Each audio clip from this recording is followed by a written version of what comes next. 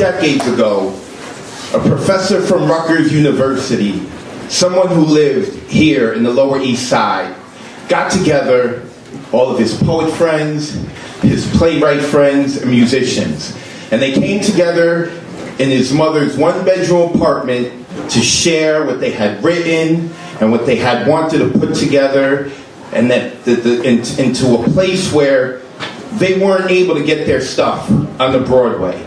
That man's name is Miguel Agarin, the founder of the Nuyo19 Poets Cafe.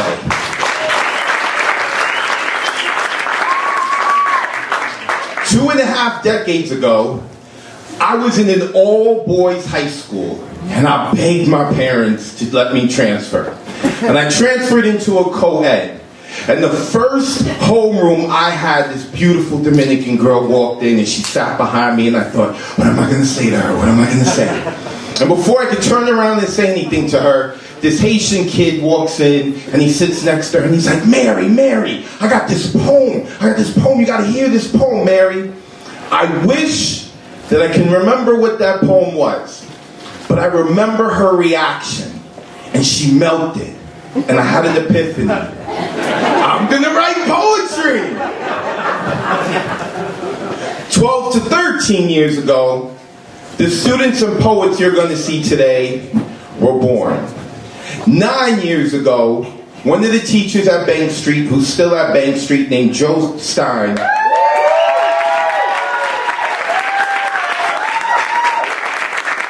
had this brilliant idea, and she said, you know what our kids need? They need poetry. Let's reach out to the Nuyo19 Poets Cafe. And the Nuyo19 Poets Cafe tapped me on the shoulder and said, would you like to work with them? And I was like, heck yeah, I'm going to get paid? Sure, let's do this. About 6 to 7 weeks ago, I met your children. And one of the first things I told them was, I tricked your teachers. I'm not going to teach you poetry and performance. I'm going to teach you how to talk your way out of detention. I'm going to teach you how to manipulate your parents to get what you want. I fell in love with poetry for selfish reasons. And through that was like my gateway. And I have gone on to study it for decades now. And I love it. Universities and colleges that did not want my money, would not accept me as a student, are now paying me to come and teach their kids and teach their students. I am fully aware that the students I teach, most of them do not want to grow up to become poets and writers and performers. I'm also fully aware that most of their parents don't want them to become writers and poets. Because, you know. But what I do understand, what I clearly understand, is that the skills that they develop and learn through a program like this will help them in the real world. The world is getting smaller. It's no longer about what you know, because there are so many people out there who are smart and talented. It's not about who you know, because of the internet, everybody knows everyone. It's going to come down to the point of, can you speak for yourself? Can you set the tone for yourself? If I was to come into the class with your students, your children, and I was to say, is it okay if I teach you poetry? They would have treated me like a substitute teacher. And we're laughing because we know how kids treat substitute teachers.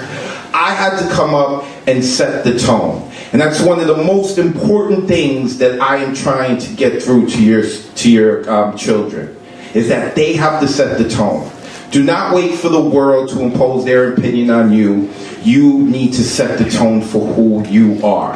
And that is what we're going to do today. That is what you are going to hear. You are going to hear your 12 and 13-year-olds come up here and start to begin to understand what it is to set the tone, to let the world know this is who I am, this is how I am to be treated.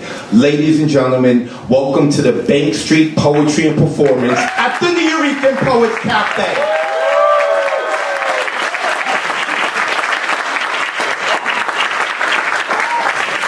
I love Bank Street, and I seriously mean that. I am a poet. I do not have to lie. I can say a lot of nice things and be genuine. I do not have to lie. I love Bank Street. Last month, I got to perform at the Facebook headquarters. I have taught and performed at Lincoln Center for 7 years, the Nuyo19 Poets Cafe. I have taught at so many different schools and universities, and Bank Street is always one of the highlights of the year for me. There is something about the community and culture of Bank Street that I find to be just outstanding and fantastic. So I want to give it up for all of you, the parents, the guardians, the aunts, the uncles, the grandmas, the grandpas, for you, for what you do with your students, and not only for what you do with your children, but for investing in Bank Street. Thank you very much. A round of applause for you guys. And for coming out in this horrible weather. This is horrible weather. We got teased yesterday and the day before like spring was coming, and then we got this, so I appreciate it. I would also like to give a shout out and to recognize Jed and Javade, who run the school. They are in the building, I believe. I know, so Javade, give it up to them. Thank you for investing in the program. Okay, I am a huge Yankees fan. I got spoiled for a while, and the Yankees haven't won in like over 10 or 11 years. So to be doing this for 9 straight years, and for 9 straight years to love it, is fantastic. There is something that Bank Street is doing right. And I work at other parochial schools and private schools and charter schools and all that stuff. There's something Bank Street is doing right. And I think part of what Bank Street is doing right is they're getting the right teachers. Year in and year out, I am working with awesome teachers. Again, I am a poet, I am dangerous, but I do not lie. So when I tell you that the teachers that I worked with this year are special, and they are in it for the right reasons, this is not me being a brown nose or just trying to hey guys, everything's good here. No, I seriously mean it.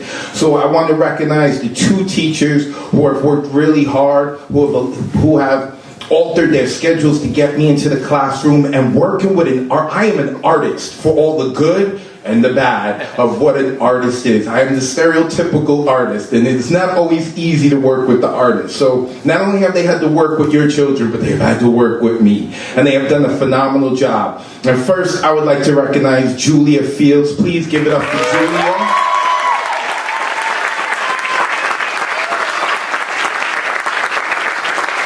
This is my 3rd year working with Julia. I found out that she was an art history teacher, an art history major, was working in museums. She came into the classroom and fell in love with it, and her passion shows. I get it. She is awesome. If your child is with Julia, you are very lucky. I would also like to recognize the woman who right now is in the DJ booth, who's going to be working the projector. I've been working with her for about 6 or 7 years. Ladies and gentlemen, please give it up for Margaret Silver. Clap for Margaret.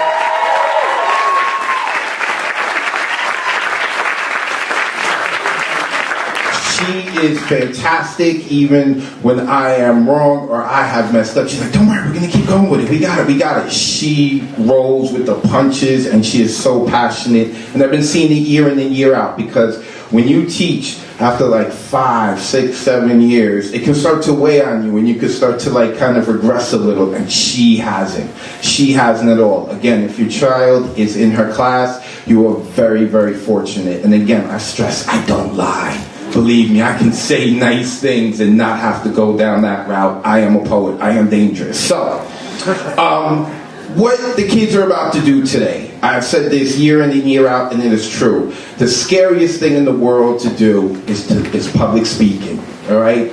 We've done surveys and asked people, it's the scariest thing in the world. Death is number 2. Their death, killing someone by accident, someone they love dying. That's number 2. What I'm doing right now is the scariest thing in the world. And I've continued to research that, and one of the theories is that back before we developed these great societies we have, okay, we're talking 5,000 years ago, when we were in tribes, when people were about to be kicked out of a tribe for whatever reason, they had to come and speak before the entire village and tribe and try to convince people, don't kick me out, don't kick me out. That was the kind of public speaking that we started doing. Don't exclude me. Don't exclude me. Look at me, please don't plead in their case. World, recognize me. Don't exclude me. So the theory is that somehow through the proteins and our memories and our DNA, it's been passed down for thousands of years. So there is something, believe it or not, very unnatural about what we're asking our students to do today. They are incredibly brave. I have been incredibly fortunate to be able to work with them, and I think that you guys are really going to love them. So before we begin, I would like you to take out your smartphone or your dumb phone or your mediocre phone and make sure that you turn it off, or you can put it on vibrate. But if it does vibrate and you make a sound, please turn it off. Well, I'll make sure that we respect the poets who are coming up here today. And today is also a little extra special for me too, because like I said, I really enjoy working here at Bank Street, and because of the family atmosphere. And this is going to be the first time. My mother passed away last summer. This is going to be the first time I'm doing this show without her. And she always noticed. She was like, you know, my stage name is Advocate of Words, but my real name's Eric. She's like, Eric, I see that twinkle in your eye. You must be working with Bank Street again. You must be working with Bank Street again. And it's because of that family atmosphere. And I truly love it, and everyone is truly supportive. As my mother used to say all the time, she used to remind me all the time how handsome I am. Don't laugh, it's true. I know that we did not come here today to listen to me speak. We came here to see the real superstars. The children, the students who have put in that hard work with their poems to come and perform and entertain us. Today, you're going to be entertained. You're going to learn a lot about not only just your own child, but the children that they are going to school with. Make no mistake about it. They are at that age when they're starting to keep things from you. When they're starting to be just a little embarrassed around you. Okay? Just when they're not telling you everything that's going on at school. This is when they begin to build their facade. So pay attention, because you're going to get like a glimpse into the cafeteria lunchroom table and what they're really thinking and how they feel. And I know that when all is said and done, you're going to congratulate your kid. You're going to be like, you did great, I'm so proud of you. Make sure, too, you take the time to speak to the other students, to their other classmates. Let them know what you liked about their poems. Be specific, okay? We're going to have a lot of time, and we're going to have a lot of fun. With that being said, it's never easy coming first. It's never easy coming up here and performing first. So I'm going to make sure that we need to, and yeah, another thing, right? I know that in poetry it's all like snap, snap, snap. No, we're going to treat this like a concert. We're going to make a lot of noise. We're going to be obnoxious. We're going to be so loud that Staten Island and my home borough, the Bronx, hears us. If they're trying to sleep in today, we're going to make it a problem for them. So ladies and gentlemen, please help me welcome to the stage our first poet of the afternoon. Give it up for Quinn Costa Quinn.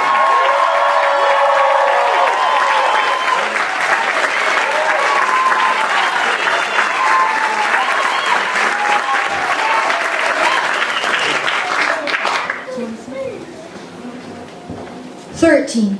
Don't feel like a man, not even close to 18. I'm not a kid though. I wish I could be. It was all so much easier back then. Only playgrounds, family, Legos, and lots of TV. Being in between makes my insides churn, like being below deck in a storm. If I expose my feelings, how will you see me? Will you read me like an open book? Know all my secrets with just a look? Who am I? An outsider or a friend? Confident or reserved? Maybe scared? Center stage or against the wall? Will the storm inside me burst through to the surface? Or will I ride the waves without a single drop of water clinging to my skin? Friends come easy. On my marks, I score high. I love baseball, the unity and the thrill, from catching fly balls to the crack of the bat. My family supports me, helps me along the way. My life is magical, but I'm in between, lost in a blizzard of thought. There is a mystery inside me, with the key to the lock, buried in the soil, sand, and rock. It scares me, haunts me in my quiet place, creeps into my darkest dreams, all that responsibility weighing upon my shoulders, like a ballast, keeping me underwater. I search for answers, only to come up clean, till I find I'm looking in the wrong place. The key to me is in my soul. My barriers are to be no more. As they collapse, I can smile, I can breathe fresh air and laugh into the sun once more. Ask me who I am, well I am me. My stubbornness is too stubborn to go away. I'm kind, is what some people say. Maybe funny, I sure do hope so. And I'm known to work hard and be harder on myself. This is what makes me, me. I'm at the tiller, cutting my own path, destination unseen. But I know, no matter what, I will prevail. As I skim over the waves, I ask myself, who am I? Am I who I'm supposed to be? Why I'm me? And I'll say, I'm just who I'm supposed to be.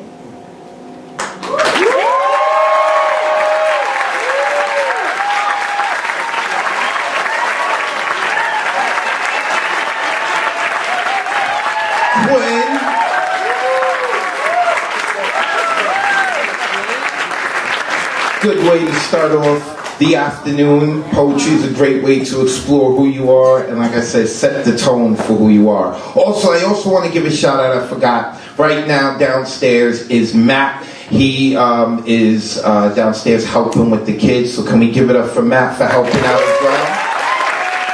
He wasn't even part of the program, but he came to help out. And I overheard that he has a hot date.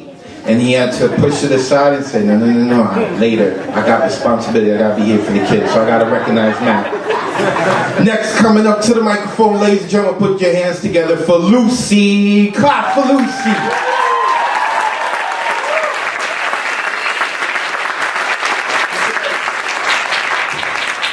I am 13. A pair of rusty keys are pressed into my hand.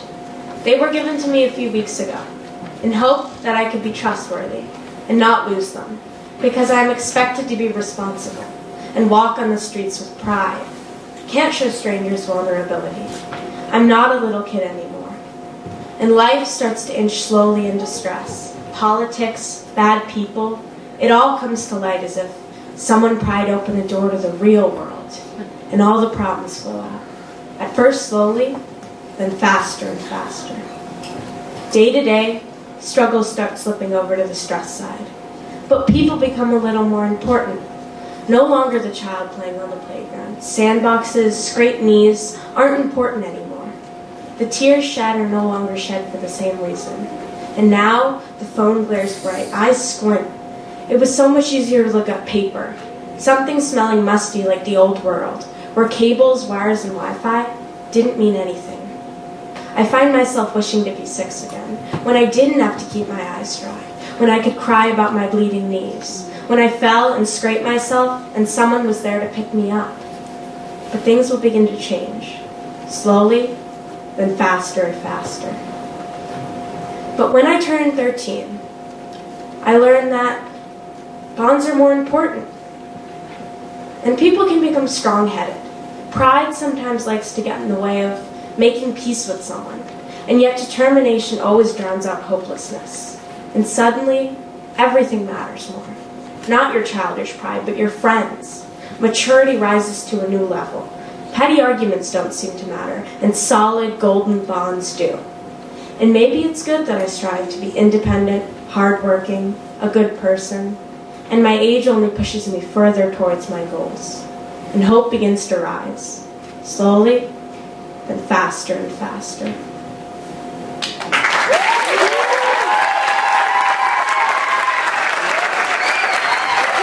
Lucy?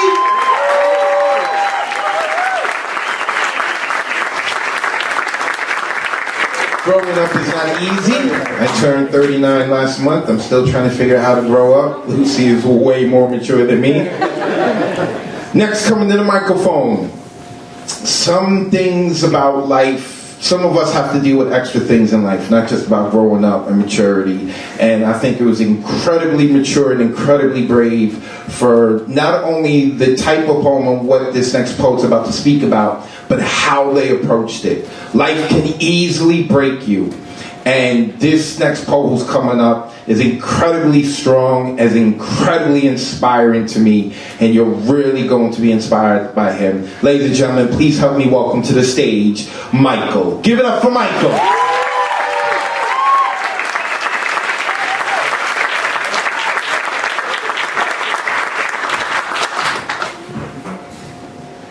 Dear Russell Silver Syndrome, you may be upset, quite disappointed even, about my success in surviving.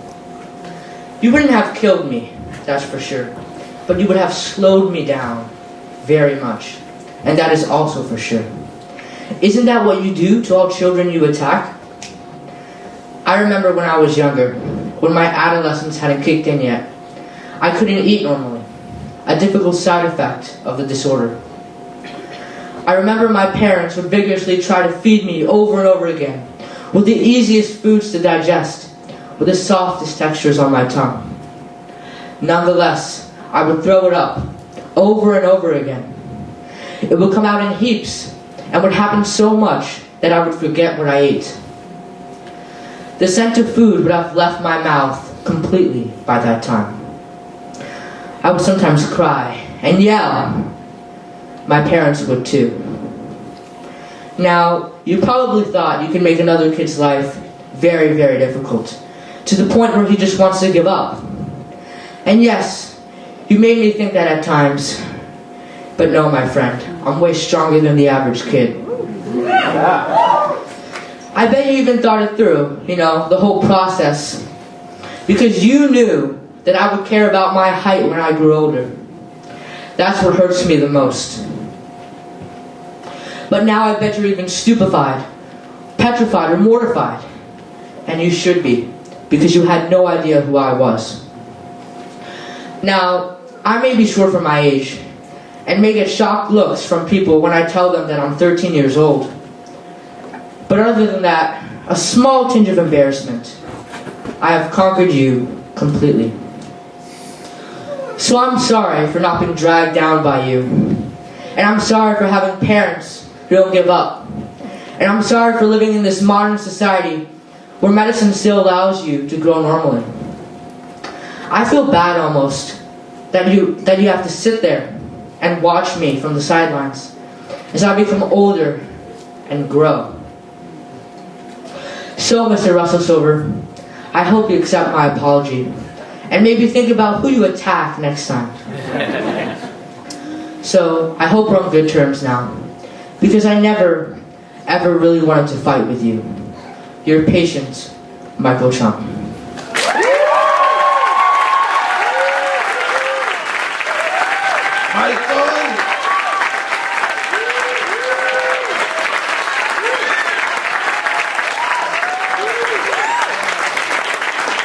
Michael's so awesome that he has to leave us early and go perform at a concert. I'm serious. Now he's going to go perform at a concert. So that is awesome. Next, coming to the microphone, sometimes we're hearing about where people are right now, where they want to go, how they feel, things they're dealing with. And one of the most important things is to remember where you came from and also to take stock of who's around you and who's in your family. And our next poet's going to do that. Ladies and gentlemen, help me welcome to the stage, Yali. Clap! Give it up, give it up, give it up!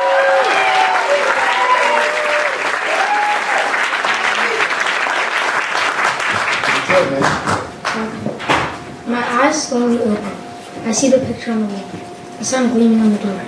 I hear my grandma speaking loudly from the living room. I get up quietly so not to wake up my sleeping brother, tiptoe across the room and open the door slowly.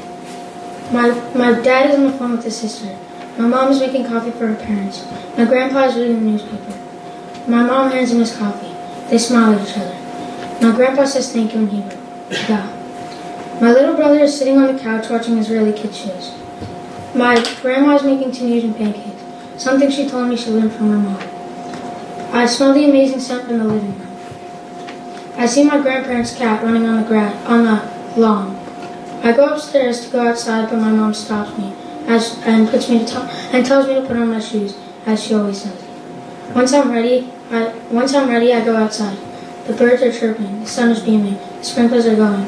About 5 cats are hiding in the bushes across the street. I sigh to myself and think, this is home.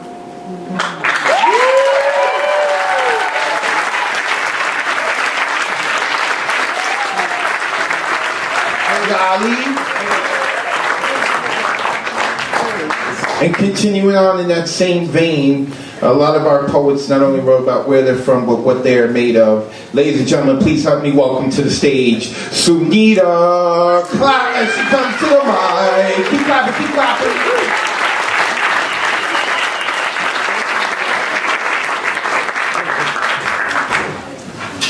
I am made of Sunday night get-togethers and broken TVs, of pani puri and chicken tikka masala, the spice level always dependent on the grandmother. I am made of my father's coffee cup, which came straight from the streets of India, and whatever you do, do not put it in the dishwasher, because we learned the hard way it is definitely not dishwasher safe. I am made of loved hand-me-downs from family far away, and my dog's bright blue leash. Of long walks in the city with my friends, late-night FaceTimes, and early morning jam-outs on the daily commute with my mom. I am made of the students she teaches, one of which I will always be. I am made of the words my family uses that are just too precious for a dictionary to hold. Nanga, pavam, hada, gid. I am made of spontaneous trips for ice cream, and one hell of a big family, of hating my smile, but laughing so hard at everything anyway. I am made of buying things for my friends and loving them unconditionally, even though they're the reason I'm broke. I am made of the 11 cans of Diet Coke that have been in our fridge for 3 years. Only one has been opened because it's Diet Coke. Ew. I am made of the jewelry on my dresser that reminds me each morning that I am made of India and America and a bit of everything in between. I am made of a mom, a dad, and a brother. And a million family friends. I am made of love and hard work and passion and kindness and strength. I am made of a blank piece of paper and a pen and a stage and an audience and a voice.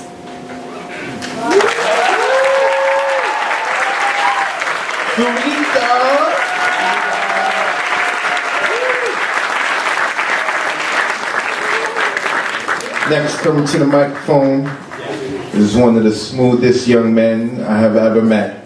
Ladies and gentlemen, please help me welcome to the stage, Luca. Give it up for Luca.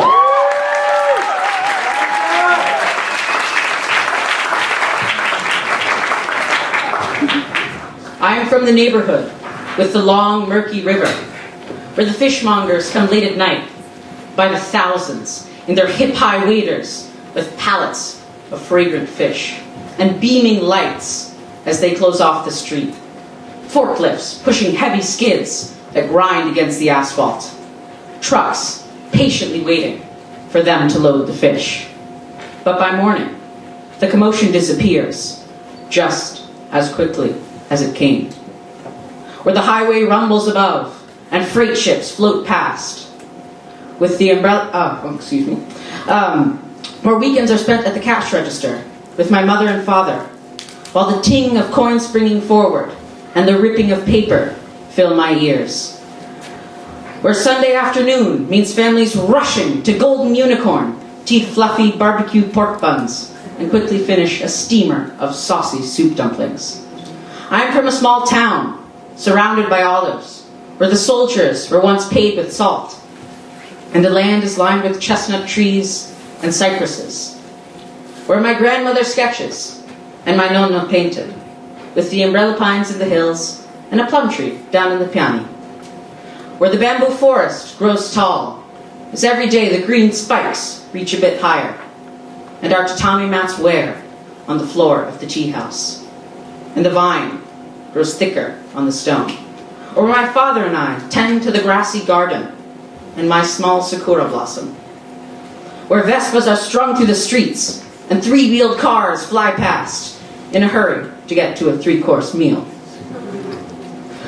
where our dinner smells like basil and mint, just like my great-grandparents, I am from the 5-story walk-up in the 500-year-old house.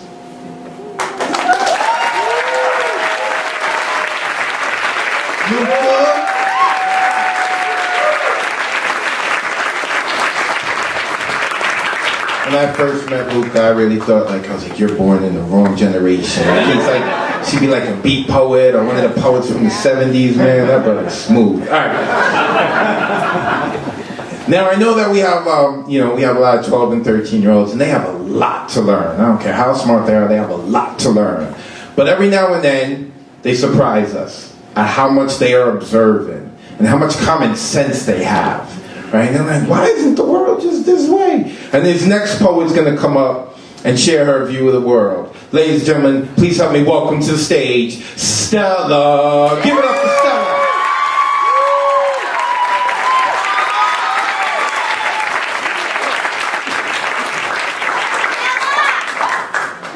I am a 13-year-old girl living in a world where it feels that goodness is considered fake and people's help is labeled selfishness, where love is always sacrificed and hatred is always going on, and where pizza arrives faster than police. I am me, and that's all I can be. Every day I wake up and say to myself, today's going to be a new and better day. But is that really true? I wish I knew what was going to happen in this new day. To either be successful or ace a test, things I wish I was better at. I'm me, and that's all I can be. I've had a lot of questions throughout the years. What is the meaning of life if we're all going to die after all? What is worth living for? What do we get out of it? Why do we do the things that we do? And what makes us human? I'm me, and that's all I can be. I've hoped to one day, maybe one day, answer all of these questions and understand the meaning of life that I was meant to live. I just want to be the best me I can be.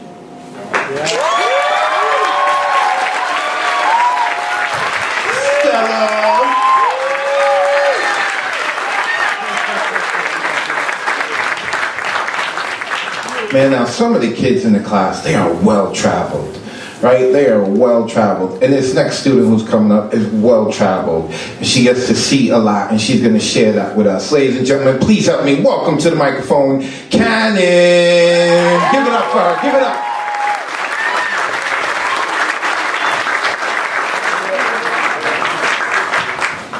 I am from the Little Red Lighthouse in Fort Washington Park, where I throw pebbles into the calm-flowing river. I am from steaming white rice with perfectly cooked chicken karaage that my mom cooks, and crispy beef patties that my grandparents make. I am from fixing cars with my dad and playing games with my mom, and taking long, relaxing walks along the river.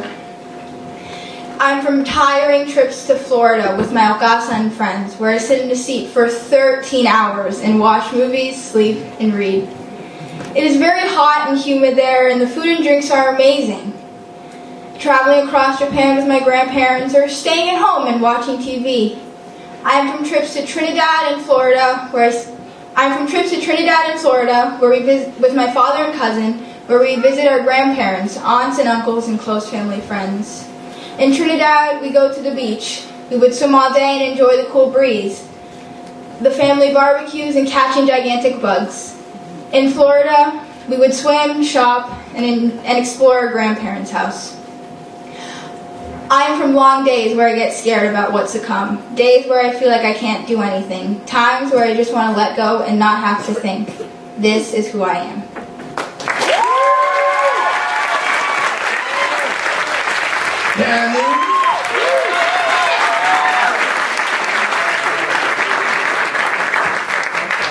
If I wasn't too old to be adopted, I'd be trying to get adopted by her family.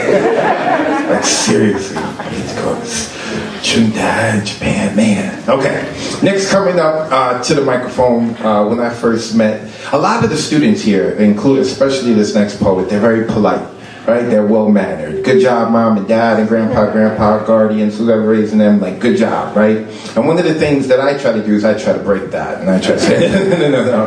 That's not what we're here for. That's not what this is. And this next student who's coming up made a great deal of stride because she was very polite and didn't want to be rude, didn't want to speak out of turn. And I told her, no, you have to set the tone. And the first time I saw her, after the first time I saw her and I gave her the direction, she started to pick up right away. I'm very proud of her. Ladies and gentlemen, please help me welcome to the stage Yi Fong. Clap as she comes to the microphone.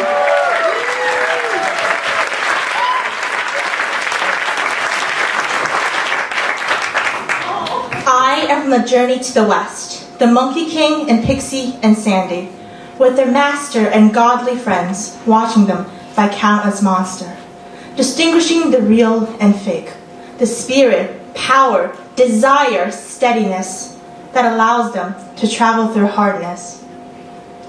I am from my grandmother's care, the sweet and the sour, the smoke of the fire.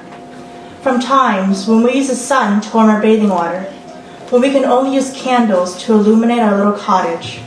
From harvesting wheat and cotton, when we caught fish, then sold them in the market. I am from the 7 schools that taught me the various languages, classical Chinese, fascinating French, exquisite English, striking Spanish. From the teachers that laughed at me, to the teachers that helped me. I am from the tub that rebirthed me, a public declaration I am no longer I. I will make decisions on a whim, for I open a door offering more than gold and silver. The music, the songs, the serving, the teaching, the enjoyment of companions. I am from the name calling me elegant, 翩翩起舞. I am from the name wishing me good luck, 一帆风顺. I am from my family's gatherings and departures. I am from all the things I've seen, all the things I've heard. I am from the times that I forgot, and everything I remember. I am from my past. I am from my future.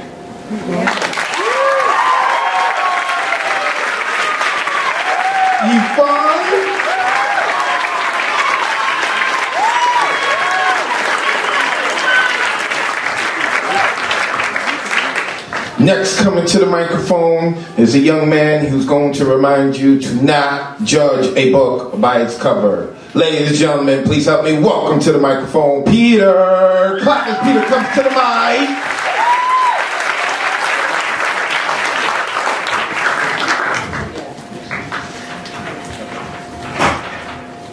White at first sight, what they first see. Male, straight, brown-eyed, has been easy for me. What some think is usual, no people looking to see. I want them to see what is under and deep. Peruvian American is what's half of me.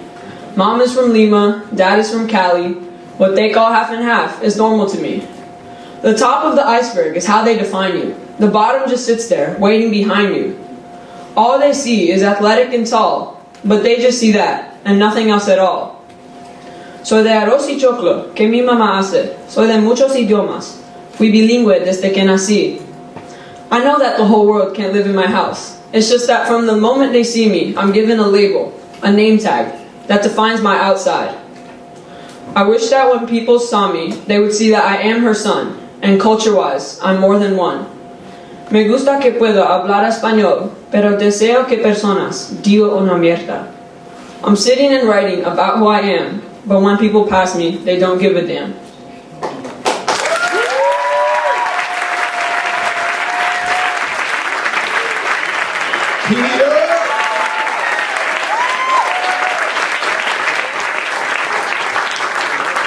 Yeah, Peter had to come check me too, because I was like, why, you speak Spanish? Shouldn't judge a book by its cover. Next, coming up to the microphone, this young lady's a dog lover, and I love dogs, so I'm a little partial to her. Please help me welcome to the stage, Naomi. Clap for Naomi.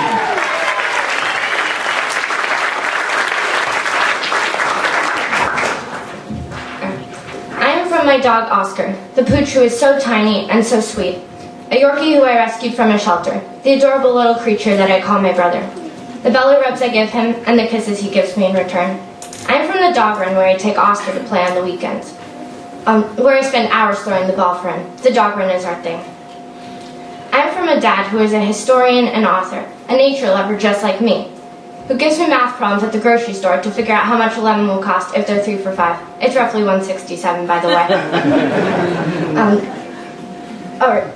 We fish together, and we have fake derbies, and no matter how many fish he catches, I won't use live bait. I'm still winning though. My mom thinks we're insane and rolls her eyes as we stare at trees and watch all the little insects crawl up the bark, or we're fascinated by a pattern on a leaf. Nature is our thing. She, on the other hand, was an opera singer, now a businesswoman who, I don't really know what she does. We share the same love of music. I am from the standing ovations at the many Broadway shows I go to see with her. Hamilton, Be More Chill, Come From Away, The Prom. I am from my guitar and my piano, on which I learned tons of show tunes, from Wicked to Dear Evan Hansen. I am from the operas she takes me to see, La Boheme, The Magic Flute, Barbara of Seville, Hansel and Gretel. And I love to sing just like her. Music is our thing. I am from the many belts and classes of karate. The dojo is like my second home. I've been doing karate since I was 2. I'm now a junior black belt. Karate is my thing. I'm from the many cuisines and restaurants in my neighborhood. Chow Bao, Yakitori, Burrata, Tikka Masala, and much more. I am from cooking projects. The recipes I follow, the ones I modify, and the ones I create. Whether they taste amazing or gluten-free, in which case, not so amazing. Yo soy de mi familia de Argentina y los alfajores que nosotros comemos cuando estamos juntos. Alfajores son nuestra cosa. I am a Reformed Jew. Tons of latkes, jelly donuts, and gelt for Hanukkah. Challah and grape juice for Shabbat about once every 2 months. Unsuccessfully keeping kosher for Passover. Fasting on Yom Kippur, which is actually easier than it seems. Eating apples and honey on Rosh Hashanah and singing songs at synagogue.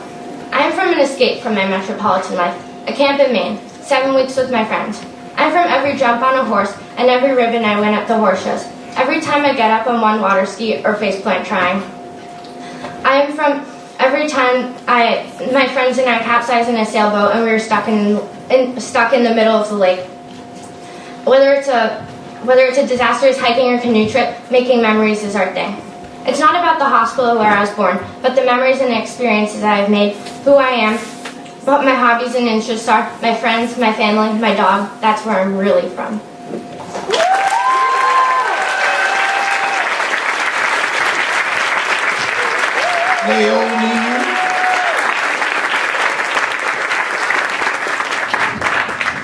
And keeping on in that same vein, ladies and gentlemen, please help me welcome to the stage, Miles. Clap for Miles.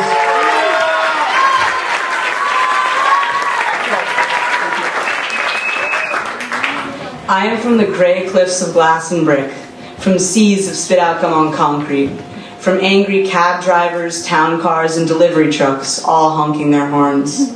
From my Minnesota summer camp, with its long dirt drive, smell of wood shavings, newly resurfaced ice, the puck shooting range, where someone would always manage to get injured, and the blue lake, where we would dive into from foam icebergs.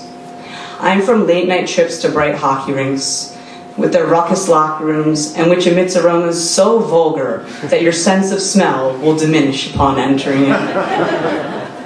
From the village of Millerton, where we skate on grassy-edged frozen ponds, play endless games of ping pong, and more endlessly scream the name of our dog, Roxy!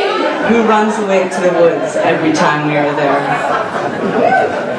I'm from the family dinners that I will always enjoy, even when there's broccoli raw, which I hate, and even when the conversation slowly descends into arguments. Speaking of arguments, I'm made of the fight started by my annoying sister, who I love no matter how much she yells at me to get out of her way or to let her bully me. I'm from fluorescent lit mats of basement dojos, from the sweat and grits of judo fights that people will always make fun of me for, from the land of chores and obligations, from 9 p.m. dog walks that will always make me nervous, even though I don't take them down the steep steps into the park. I'm from the sleepovers where my friends and I don't sleep, but stay up all night cracking jokes. From the late night FaceTimes while my mom yells from the other room, Have you finished all of your homework? And the Tuesday hangouts where we always find a way to wreck my house. I am from the gray cliffs of glass and brick, from seas of spit alchemy on concrete, but I am not only from New York. I am from everywhere that makes me Miles Brownstein. Miles! The after party is at Miles' house. Make sure you speak with him. After party is at Miles' house. Next, coming to the microphone, this is a very charismatic individual. I see how he has been with the other students, and he's got like that California surfer 1980s look. It works for him. It works for him. I keep telling you, it's going to work for him. You'll see he's going to go far off of this. Ladies and gentlemen, please help me welcome to the stage, Jesse. Clap for Jesse.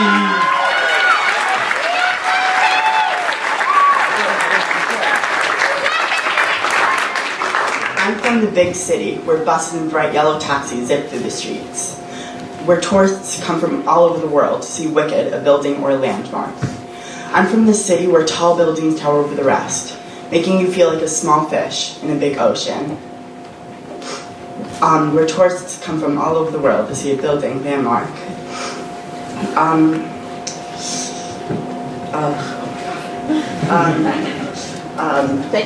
Where children play and schools are busy. I'm from the Jewish religion, latkes for Hanukkah, no bread for Passover, where we get together at the big wooden table covered with plates, spin the dreidel and have a good time. I'm from going to Long Island on the weekends with my mom, dad, and sister, and Mutt Riley, and getting covered in barbecue sauce. I'm from taking family vacations, touring to LA, and visiting my inviting grandparents. Or going south of the country to the beach of Florida, going to Maryland to visit my cousins. All this walking, spinning, swimming, and soaring has made me a tall, goofy New Yorker full of buoyancy and goofiness. And after all of this walking, spinning, swimming, and soaring, I wonder what's to come.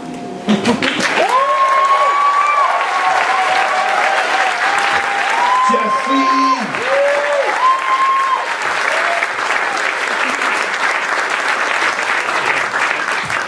Next poet coming to the stage has the same name as my son, so I had to be a little tougher with him. I was like, you gotta represent, man, you gotta represent.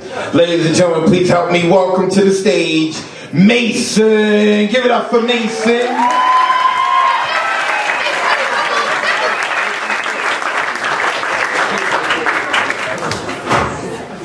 African American is not a label. It is a privilege to me, in fact a blessing. I am very proud of my heritage. It was Rosa Parks, Martin Luther King, and Malcolm X who fought for everyone's rights. They fought for my freedom. They were true freedom fighters that did major things for our country. But they don't have their picture up in the White House like Andrew Jackson does. I have no shame. I know from where I came. I come from the collard greens, mac and cheese, and ginger ale that my family has at every gathering. From the Michael Jackson, Prince, and Drake I grew up listening to and still do. Those Thanksgiving dinners where the mac and cheese is the main course rather than the turkey.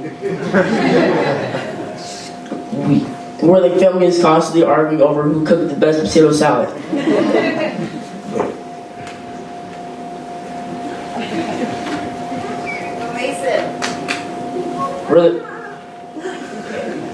I only wish I could join my family in this friendly battle of the salads. Those birthdays where we eat cake that was baked by my family's personal baker who makes extravagant cakes online. My cousin who makes basketball jersey cakes made from fondant instead of frosting. Those Christmases where presents are accompanied by Ray Charles' Rudolph the Red-Nosed Reindeer. And the entire family has a huge feast, almost as big as our Thanksgiving buffet. We gather to share these special times together, laughing, talking, crying. It's all done together. But quite frankly, there are times where we have absolutely no reason to gather together. Not even word of mouth or text brought us there. We just simply got there. This, I feel, is something special about my family, and is what makes me proud to be the son of two amazing parents that love me. We show Mason. The after party is at Miles' house. The Mason's family is going to cater it. You get turkey. We have a mac and cheese. I love that line. I love it. Next, coming up to the microphone, the students have mentioned a lot of places of where they're from, but we are in New York City. So now we're going to have someone come up and represent for New York City. Ladies and gentlemen, please help me welcome to the stage, Blake. Give it up for Blake.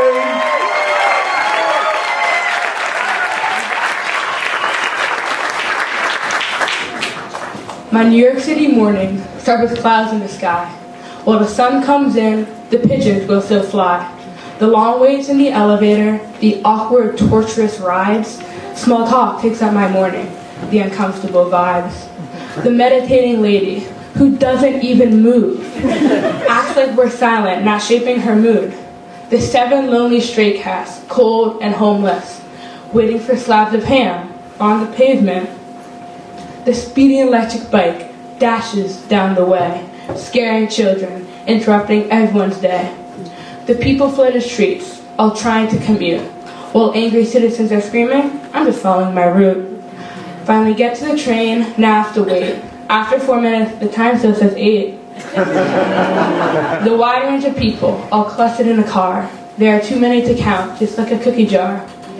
The overcrowded stairs, the disgusting brown muck. It messes up my shoes. All I can say is, yuck.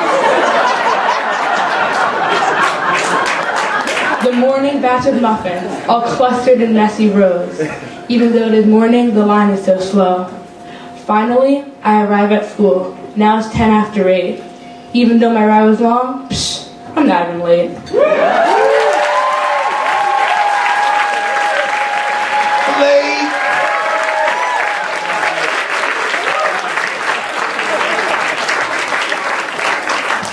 This next poet who's coming to the stage is also going to talk greatly about New York. And apparently a couple weeks ago, she broke her collarbone. And that looked like it hurt. She's like, no, I'm good. I'm great. Life is great. This is a great day. I'm like, man, I stubbed my toe and I'm bad for a week. And she was all smiles. Ladies and gentlemen, please help me welcome to the stage, Percy. Give it up for Percy.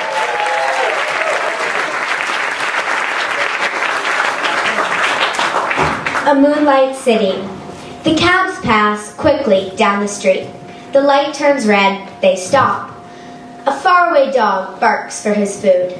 The light turns green, and cars continue on their moonlit journey. A fire truck with its wailing sirens speeds past my window. The bristling night, full of action, calms me. My day's worries, all about this difficult journey called life, suddenly whisk themselves away. Far away, I hear fireworks. Their colors light up the dark night sky and explode into striking shapes. The city is bursting with noise, just like always. I watch as the sidewalks light up by a pedestrian going for a midnight stroll. I doubt the day is less busy, but the night is sweet, and a breeze brushes past me, blowing my curtains open. So I smile and wish that I was out there with them in a moonlight city.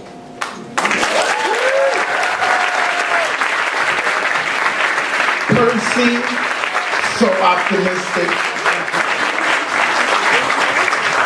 Now I love New York City. I love it. It's so diverse. I go to other places around the country and I realize just how diverse and how awesome New York City is.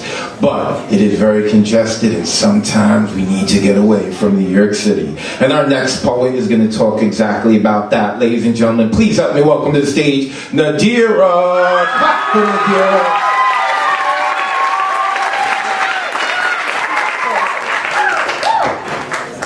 Back in the city, there's worry and stress that you'll forget an assignment or mess up on an important test, and you try and complete your homework, but the loudness outside just doesn't help.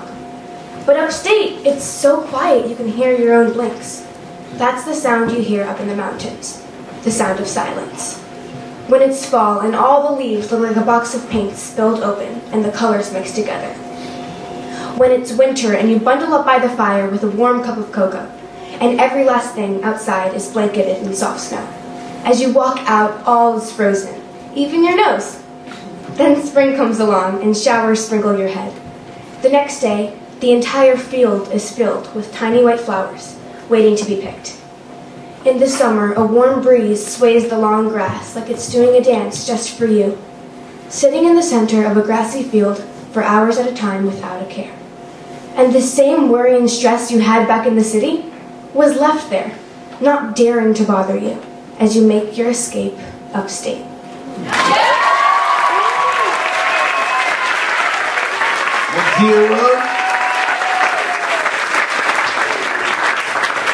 A lot of different places have been mentioned. We're seeing the diversity of the kids and their backgrounds and whatnot. But at the end of the day, we all have one thing in common.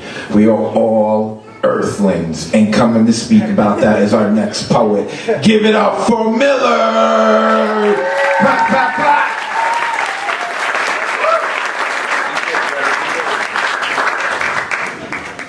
I am a colossal blue planet, living in a void called space, revolving around and around the vibrant sun. My best friend is the silver, shining moon, and we have eternity to talk, spinning in circles forever. My next-door neighbors are tranquil Mars and, well, irritable Venus. My neighborhood is the solar system. The continent I live on is the Milky Way, and the universe is my world. I sometimes talk to my inhabitants. We have to take better care of each other. I'm trying to stay balanced, but I'm losing the battle. Sometimes I get so feverish, I shake, engulfed with violent storms, causing devastation to the people. Sometimes I feel so sorrowful, I cry and flood the lands that are home to so many. Or if I'm frigid with the cold temperatures of my home, my tears freeze and it snows, layer upon layer of my frozen misery, my sadness bringing joy to children. Sometimes I'm content, and the sky is cloudless, the breeze is soft, and the birds sing with the joy I feel. But most times, I feel nothing at all, a reflection of the nothingness surrounding me. Those are the times where I lie awake, just staring at the stars, and I count them until I go to sleep.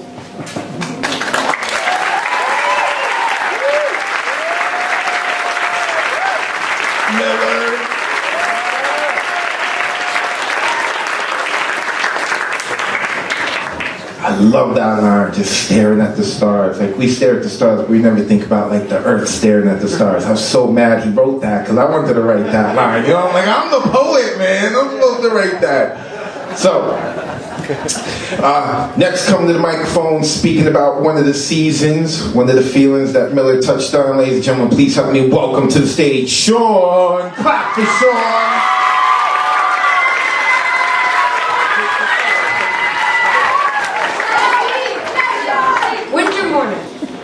The snow bright, but the sky dark.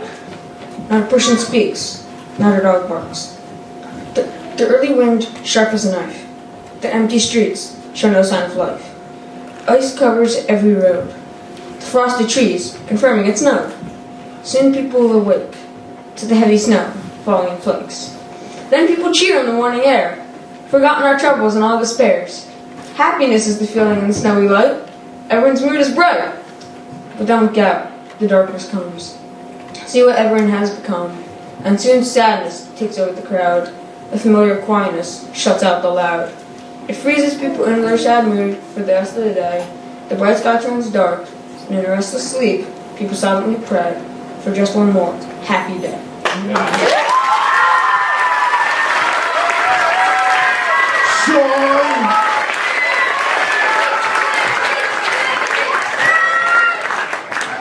Winter is almost over. It's almost over. And I know that because baseball's in spring training now. And that is one of my favorite sports of all time, baseball. So when I heard that this next poet wrote a poem about baseball and he was playing center field, I was like, brother, you gotta bring it now, man. I'm watching you because we talking about my favorite sport. And he got it. I was able to talk baseball with him and he gets it. Ladies and gentlemen, the future center fielder for the New York Yankees or New York Mets, whoever pays him more. Please help me welcome to the stage, Leo. Clap for Leo.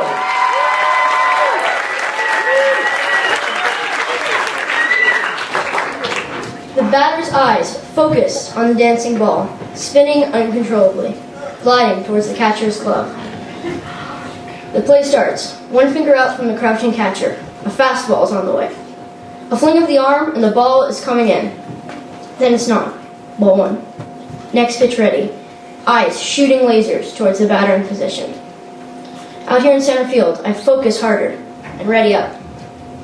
The ball comes in. The bat slides off the batter's shoulder and misses by a millimeter. Almost. But the batter will try again. So the pitcher readies, and I ready, waiting for the eventually inevitable. Steps and a lollipop comes out of his hand, floating up and coming down. Crack! The ball is shooting over the diamond, over second base, into the outfield, dropping fast, a mere shadow in front of the sun. I sprint, and now on his horse, the other outfielder comes in. Seconds till it drops. I cut out loud and clear. I got it! I got it! He backs off. The moment to be a hero has come. I dive with my mitt out. Pray I catch it, and I do.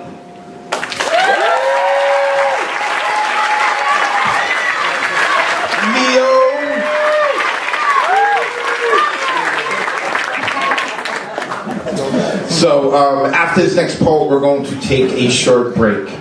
And this next poet, some of our kids, they thought deep and dark. And I kind of liked that. I was like, ooh, you're a thinker. You must give your parents a lot of fun. This is awesome. Ladies and gentlemen, before our break, and it's never easy going first, it's never easy going right before the break, it's never easy going last, it's not easy coming up here at all. Ladies and gentlemen, please give it up for David. Clap for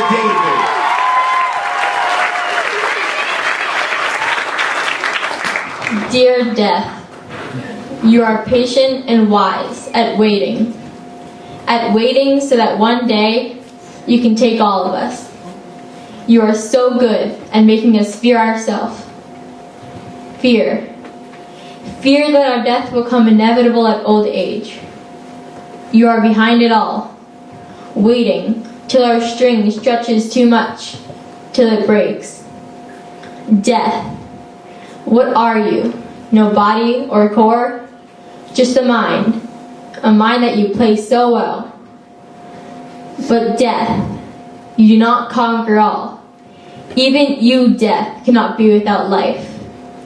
Life, breath, heart, soul, spirit, and growth. That is what you can never fully reach. And if life fully dies, then you will have no more to take. So then, what will you be?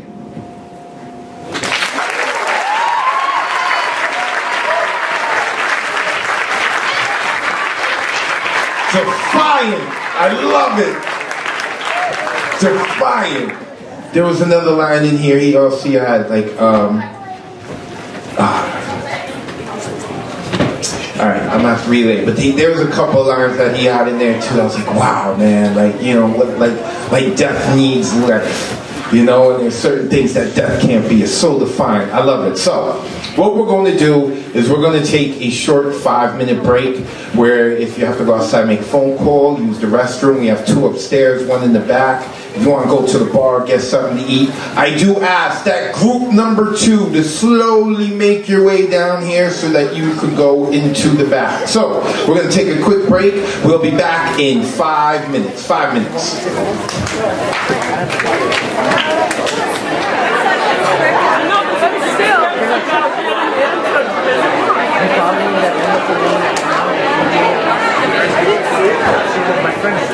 If we can have everyone find their seats, we're about to begin the second half.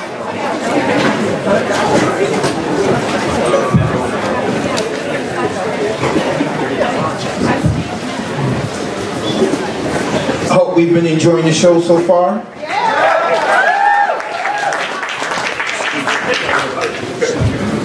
Hope that we got a little snack.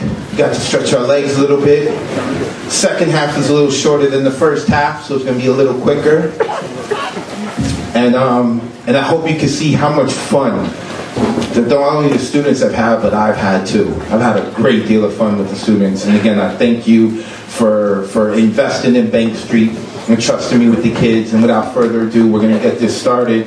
This next poet who's coming to the stage, he made a mistake early in his life, but he's learned from it. And his poem is actually my son's favorite poem because he got to hear your kids' poems. Ladies and gentlemen, please help me welcome to the stage Theo. Clap for Theo, ladies and gentlemen.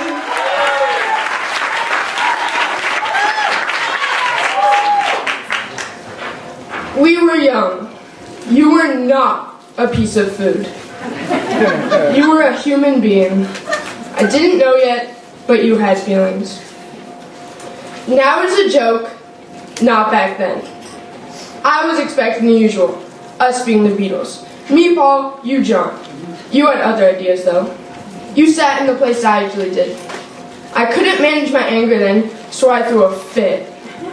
I bit you and got sent home from school. It's a stupid rule! It's a stupid rule! I was yelling at the top of my lungs while the teachers were on the phone with my parents. We were playing. You took my place. I broke down like a vase, and one of the shards hit you in the face. I left a mark on your arm. I haven't bit anyone since then. I've had ideas, but held back. Other times, not. I still mess up. Not as much. I still get mad, especially at referees. If I got as mad as I did back then, I don't think I'd be allowed to play. Instead, I'm staying in the game.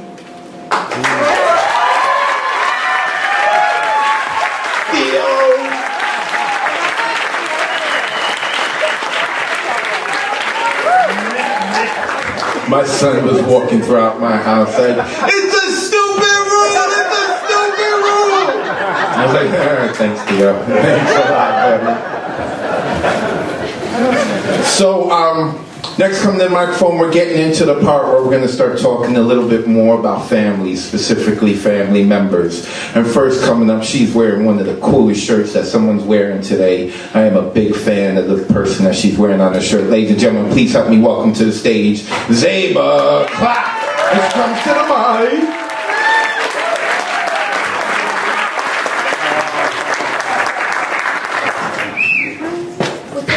Mine, yet fixed in a ponytail.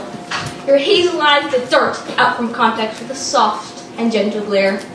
That sweet soul that seems to stay within your shy body, and even when I find you being impractical or annoying, things always seem to end up okay, and we just play video games. You always impress every person that you meet with your perfect grades and home run hitting capability, while I'm left to live up to your legacy. Sometimes I find that you're so adept, and I'm not, and I get annoyed that I can't do as well as you, and I think I ought to have that kind of skill. So I lash out and stop you from doing anything more. I flail my arms out at you like hail bouncing off your back, you calling me little fists of fury, always because I attacked. But by the time I had realized what I was doing was stupid, I tried to say sorry for every smack, even though I know you wouldn't care about that, because the damage was already done. When God knows how many years old, there was this one little Lego toy, and I swear that it was mine, but you begged to differ, so we fought about it. When the feud was over and I had time to cool down, you came over to me, and we made a Lego town. We fought using jetpacks and a wacky set of rules. Spent all night building with all our Lego tools. We argued a couple of times over if we were following the rules, you saying I was cheating. And now I won't lie because I was. And I'm accusing you of building an indestructible fort, and that it was impossible for me to win. So you were the one who was really cheating. But overall, we had fun as we hung out throughout the night with no parents to bother us, because it was our little game. And the small things like that are what keep our bond intact.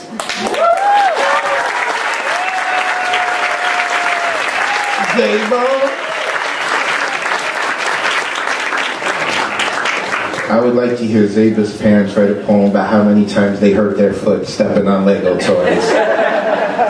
Happens all the time. So, next coming to the microphone, continuing on in that same vein, speaking about family members. Ladies and gentlemen, please help me welcome to the stage, Sadie. Clap for Sadie.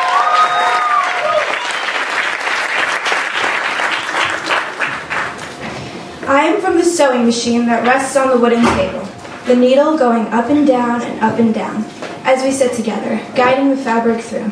And out the other side comes our next creation. I am from our yearly gatherings where all 18 of us are squashed in a little house. No space or time to be alone, but I like it that way. I am from my 6-year-old imaginary friends, playing and talking to them as if they were real. And sometimes they were. How they were the only people who understood and would listen. I am from his computer that he sits at, working, his fingers flying across the keys, and I know that all his work is so we can have food in our fridge, so I can go to school, so we can have a roof over our heads. I am from the coming home each day to the smell of her cooking, filling the elevator before I even get off. Her food that is to die for. Her food that I am lucky enough to eat every day for breakfast, lunch, and dinner. I am from the no-knead bread we started to make for holidays, the clear glass noodles. I am from the light-up banner that spells out HAPPINESS, reminding us of what we have. I am from the smell of grease mixed with the heat of summer, the sound of metal pounding, the taste of bitterness. I am from the garden out back that even in the hot summer, flowers are blooming, because all year long she keeps them healthy. I am from the fairy lights that hang throughout my room, lighting up the night as I get ready for my slumber. Finally, everything is quiet instead of loud, idle instead of busy, and most importantly, easy instead of hard.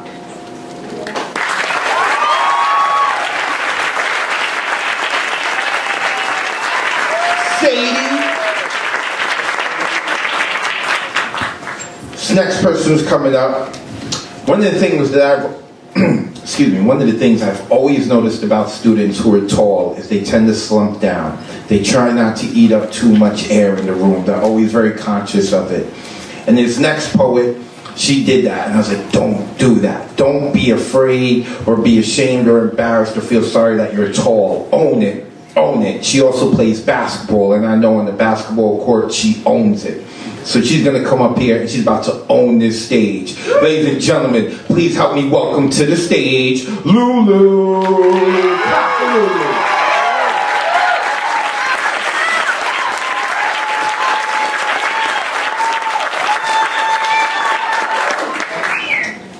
You bring out the anger in me, the fierceness. You make me feel like maybe I don't belong, I don't fit in, I am not loved by the parents that have raised me, that have stuck by my side through thick and thin.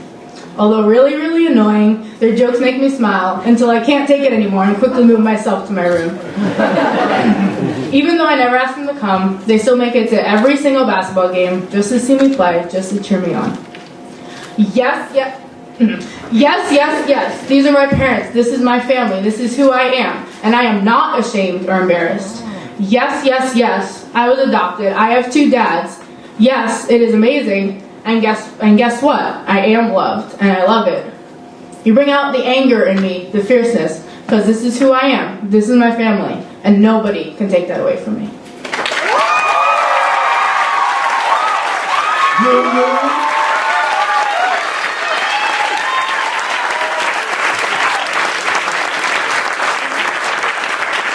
Shout out to her 2 dads. She is a very polite young girl, and I tried to change that, and I've changed that a little bit, I think. I hope she gives you problems at the dinner table, respectfully. I hope she makes some real good arguments. So that's like one of those things that as we grow up, that we remember the first time that we win, that we genuinely win an argument against our parents. It's a rite of passage, so go ahead, Lulu, rock out. So, next coming to the microphone, coming to speak about his father and what his father means to him. Ladies and gentlemen, please help me welcome to the stage, Ross. Give it up for Ross.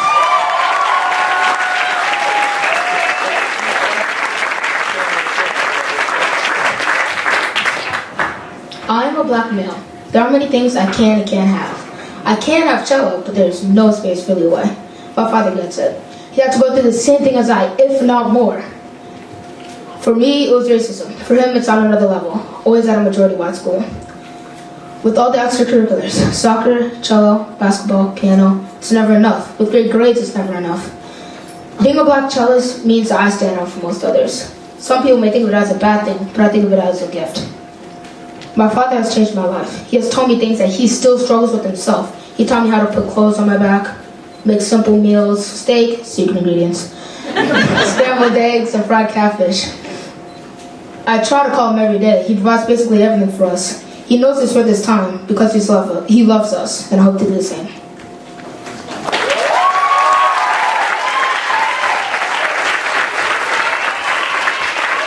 That was Ross. Just want to let Ross's dad know that the ingredients are still secret. We tried to get it out of him. He would not tell us, so. Next, come to the microphone to drop a little info and love for his mother. Please help me welcome to the mic, Bennett. Clap for Bennett.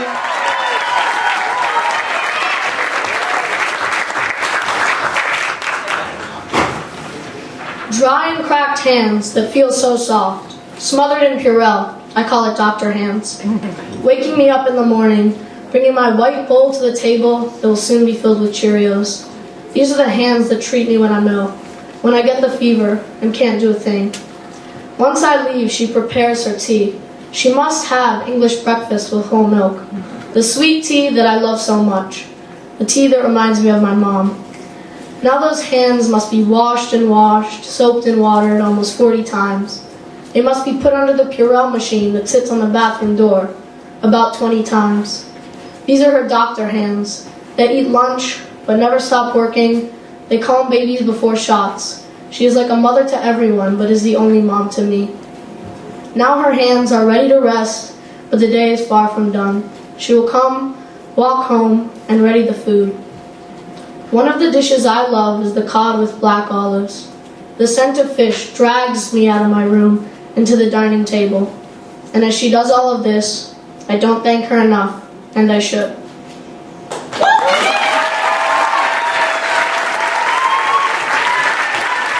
Bennett.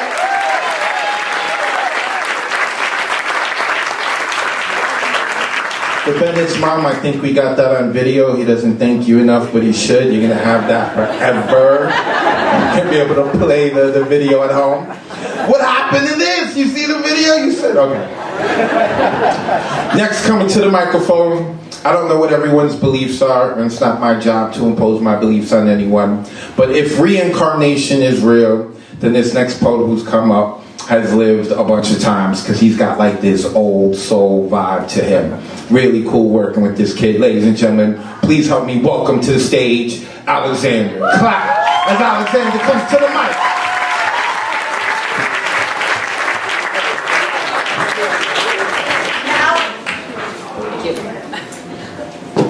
My hometown is the lapping and crashing tides and torrents, from the deep and dark Pacific to the glistening teal Mediterranean, where old women laugh and sip their tea, young boys chortle by their surfboards next to the glimmering seaside, where my Inanna and her cats alike squabble with devious crows, and where cousins wander off onto the beach to be found casually sitting on rocks by hysterical aunts, where delectable ice cream is made and served in every flavor one can possibly fathom, and homemade Scrabble is soaked until damp with rich maple syrup, where children are tickled until they cry out, howling like the coyotes that prowl the sand below, while Nan is meticulously sculpted in glue oyster shells found fresh from the beach into frail lambs and sheep, where the sun shines so brightly, blinds even those with tinted lenses, and renders sunscreen useless, and where the moon casts a soft glow upon silent fishermen hunched over by the Bosphorus, awaiting a bite. I am but a tedious plane ride away from cozy crimson houses, small apartments brimmed with mementos, and worn yet snug hammocks, where joyful songs are sung on Christmas Day, toy aircrafts are flown out into the sand, and cutthroat matches of tennis are played day after day, where chocolate treats are bought in bulk, to be savored with hot tea and, frankly, sickening pop music, and where grandmothers congregate and gossip like songbirds about new developments in the neighborhood.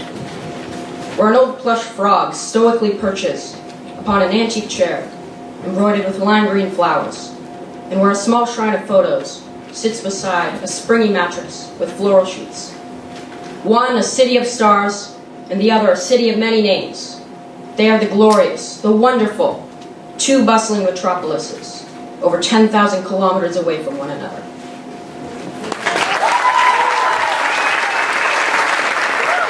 Alexander.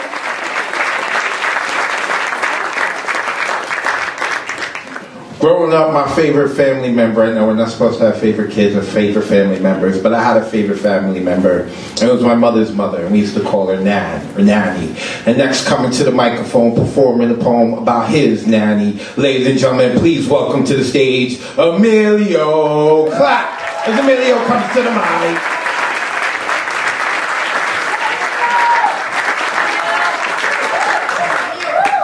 Bundled up in her big green coat with her wool hat, in her chair, looking out at the trees that surround her in her apartment in California, eagerly waiting for that phone call from my dad to tell her what is new. But before that, I always get to talk to her and tell her how I'm doing. No matter how lonely she is, there's always a happy voice at the other end of the phone. She cares about me and listens to what I say, even if all we talk about sometimes is the weather. Then once a year, I get to see that smile when I open her apartment door.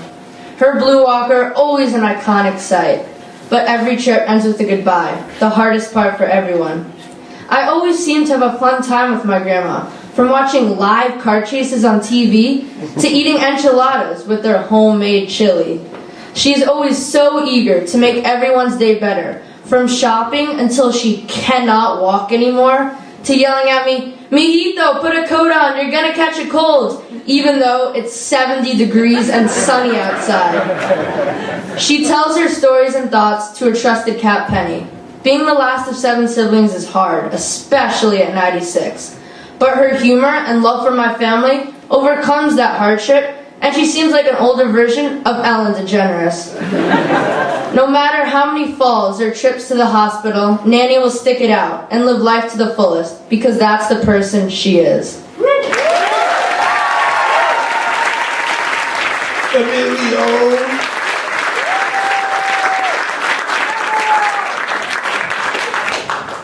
Now, for those of you who don't know, now that he's performed, now I can embarrass him. Emilio, his mom works in the school, Joe Stein, and I call him the canary in the coal mine, because when he's acting up, that's when you know there's no teachers around. But when he's well behaved, that's when you know, where's Joe? Joe must be right around the corner somewhere. And all the other students look to Emilio. Can we mess around? Can we mess? No, okay. So I had to embarrass him a little. Give it up one more time for Emilio. Sticking on with the theme of grandparents, ladies and gentlemen, please help me welcome to the stage, Rosie. Clap as Rosie comes to the mic.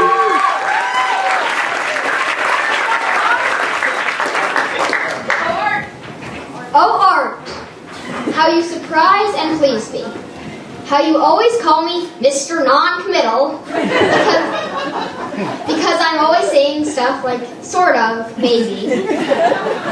Your specific scent of pine trees, lavender, and lemon.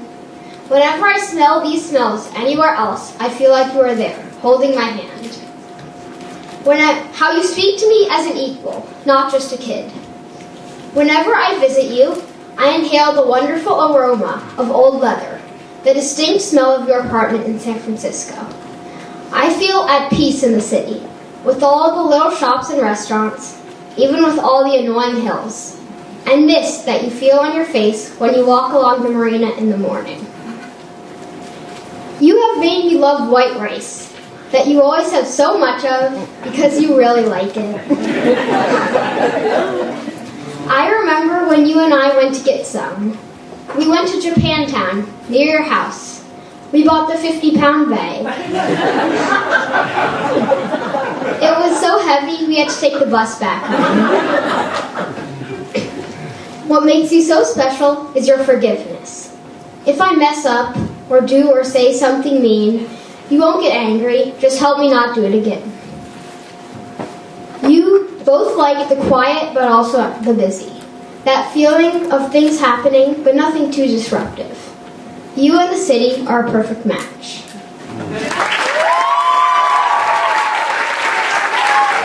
Rosie?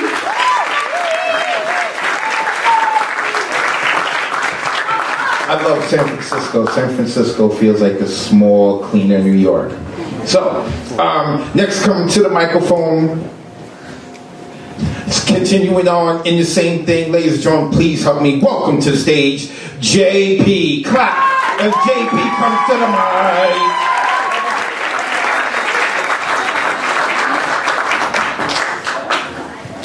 I stepped back. My shyness took over. I didn't realize the magical moment until it was gone. Until I felt that hug, years later, stronger than I left it. I hear the sharp yet warm voice in my head, and I wonder what we would talk about now. Every visit consisted of a photo of the 2 grandchildren and grandmother, the warm showing of family photos from the last time we met. Maybe a special bit of laughter. She seemed tough, a little strict, and very upbeat. Every conversation with her burst with liveliness and humor. I remember the small apartment in the Bronx, just 2 rooms. It was filled with photos, each one telling a small story of her life. My grandmother would sit there, in her rocking chair, asking us if we'd been good. My sister would sing for her, maybe I would play the keyboard we brought. Every day, I grew more sorry that I couldn't embrace the moment. My 5-year-old self was controlled by shyness, cleaning one missed opportunity after the next. I dream about what we talk about now. Maybe she would ask me how I've been, and how my dad has been. She would show me pictures and tell me stories of her past life.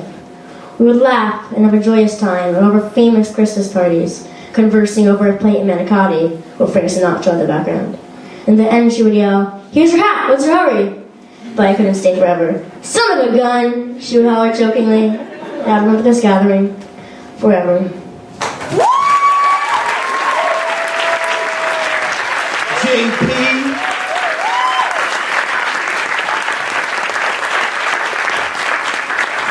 I'm proud of JP. JP is a fast talker.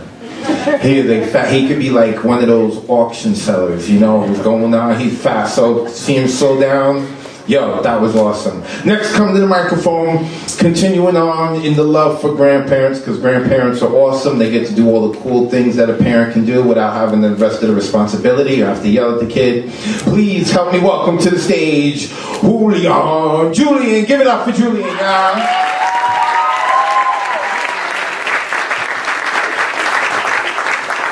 It was a surprise when she spoke. I never knew what she was going to say.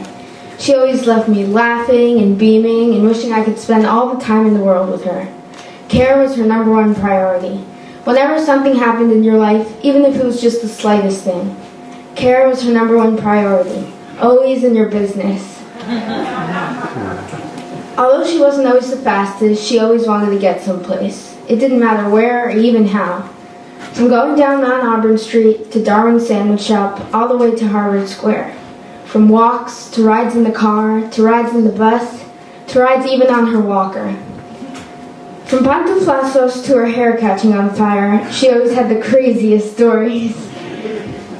Her background was so astounding. A Colombian girl with 5 sisters speaking almost no English, fulfilling her dream of becoming a dentist in the United States, attending Tufts University, and her professor becoming the love of her life. For a girl like her to do those things is incredible. But like everyone, Ute experienced life's knots. Her husband passing away when their kids were only teenagers, troublesome battles to cancer, and her memory weakening in her later years. But I will always miss her forever and ever. But the memories she gave me were ones I will never forget. Those yelps from her when she saw me walk in the room. Yelps of Julian, Julian! And the way she taught me to speak Spanish, and how her teachings have given me something I can take through the rest of my life. Muchísimas gracias, Uta. Siempre te amaré.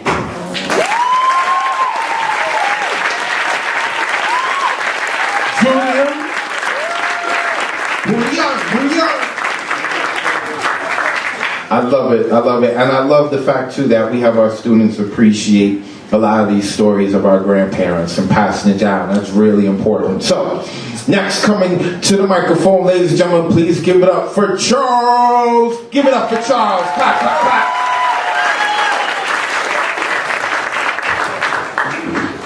I am born in a big apple, fresh and new, a clean canvas ready for paint, for better or for worse. Ready to learn, ready to create, ready to be shielded from the ugly, ready to feel, ready to live, ready to believe. Only freedom, no towers. I am 6, traveling around the world, at home in Menorca, Amsterdam, Silicon Valley, Dallas. Dutch is my second English. The world is all bubbly and bright, shielded from the bad, ignorance over pain. Global child, no warming. Sandy Hook, sand. Charlie Hebdo, I prefer Charles. Google, I'd have to Google that. Bob the Builder, si se puede. I'm 12. The world is dark in a shade or two. No more Santa, no more Tooth Fairy, only death on the news. I learn, voor niks komt de zon op, de rest daar moet je voor werken. For nothing the sun rises, the rest you have to work for. Past, present, future, all look similar. Why I can't breathe? Why do you wear those 13 stars? Why are children lost? Why must millions flee? Why is this our country? Why is this our world? I don't know everything. I can't know everything. What will I do?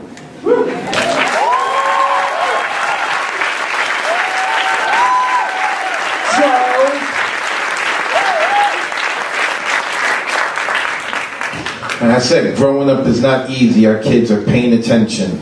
So parents, be on your toes. Everyone is paying attention. Next, coming to the microphone, this next poem is a little bit like what we would consider like self-reflection, which is a very mature thing to do, is to take a look at yourself inward and start to try to be honest. And who's coming up here to try to master that, please give it up for Olivia. Clap for Olivia.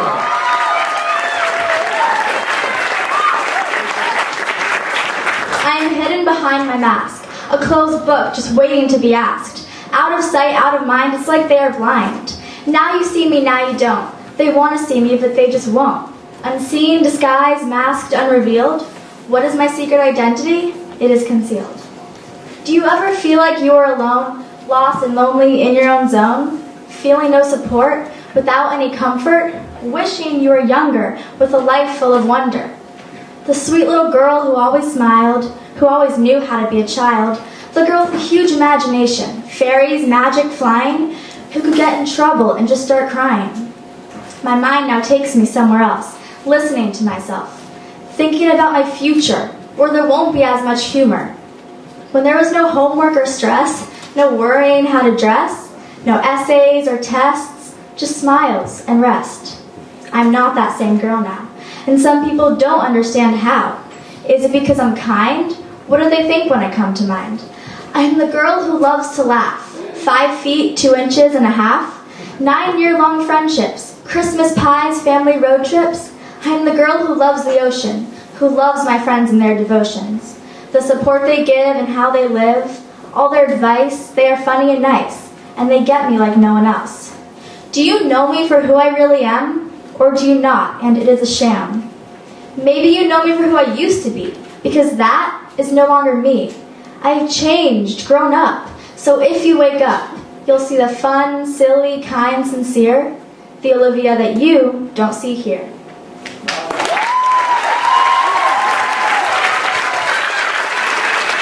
Olivia.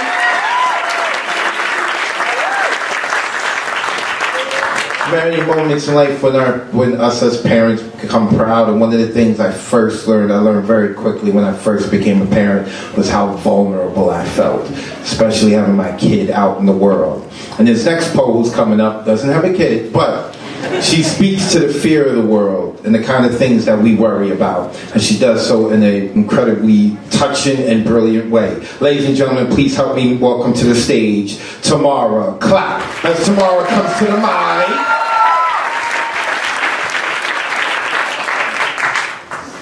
There comes a time where you have to conquer your fear, where you have to let go. But I just can't.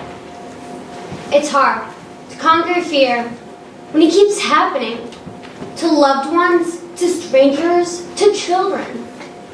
It's hard to get a notification on your phone that says it happened again.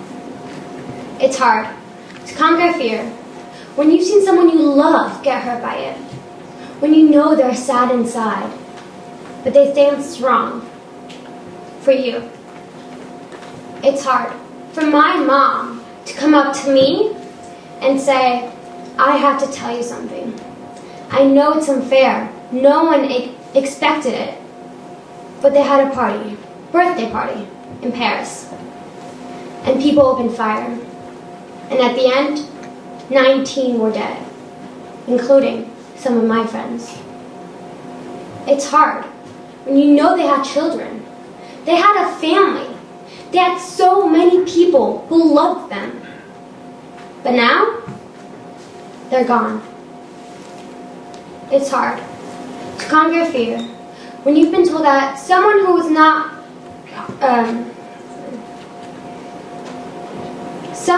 doing any harm to anyone, someone who was just standing up for what she believed because she wanted her home, England, to stay united, was stabbed many times for her opinion.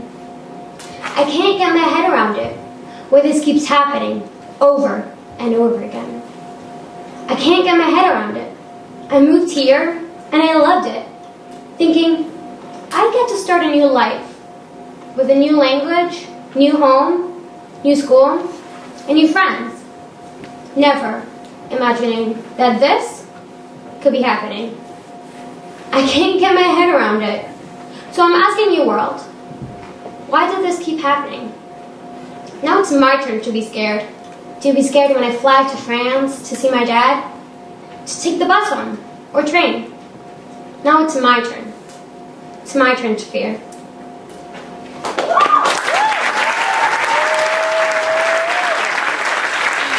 Tomorrow.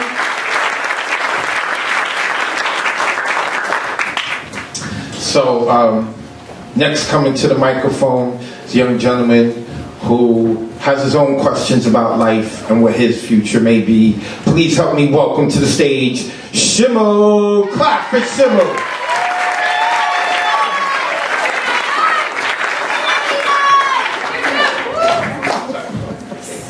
I'm 13 and ambitious, but not too ambitious, because all I've worked for could just crumble, and it would all have been a waste of time. But I refuse to say it. I only think it. Am I too afraid of success? Maybe it's because if I keep climbing that ladder of success, the fall back down will just become worse. What if I can't be a soccer player? Maybe even one who's worry-free, unlike me. What if I don't succeed in life? But the better question, what if I do? I need to focus more. Enough focus not to fail at everything. I need to work harder, because otherwise it could have all been my fault. What if I don't become even better at soccer? But the better question, what if I do? Am I too loud? Am I not doing what's asked? Everything becomes more and more confusing, twisting and turning. Am I on the right track of life? What if I'm not? What if I don't work hard enough to be on the right track of life? But the better question, what if I do? What if I do? What if I do? The words that keep spinning in my mind. I think I'm too afraid of success. But that doesn't matter. What matters now, knowing that I won't get what I wish for. I'll get what I work for.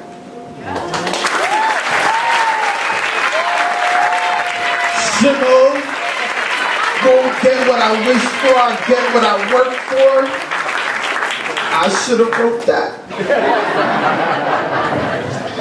So like I said, my stage name is Advocate of Words. That's how I'm referred to. That's how students have referred to me. And I'm big on speaking. So this next poet who came up here, when she first came to us with this poem, I was like, oh, I can't let this. But at the same time, you can't stifle a child's voice. And when you hear the poem and what her subject is about, you're going to totally understand that how this was, and her poem is not bad at all, but how it was kind of challenging for me to work with her. And the edits that she wound up making were brilliant. It's just brilliant. So without further ado, ladies and gentlemen, please help me welcome to the stage, Addie. Give it up, Addie.